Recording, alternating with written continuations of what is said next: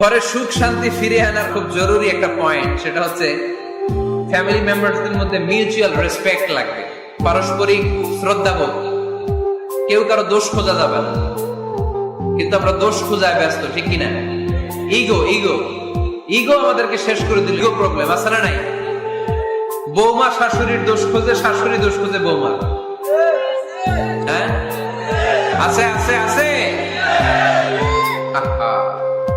ফ্যামিলিটা জাহান্নামের টুকরা হয়ে গেছে। বউ শাশুড়ি দেখতে পারে না, শাশুড়ি বউ দেখতে পারে না, আছে না নাই?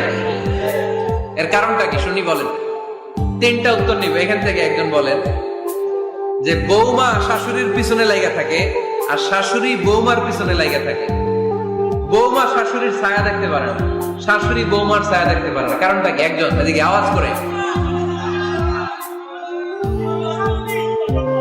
আত্মসম্মানের কারণে।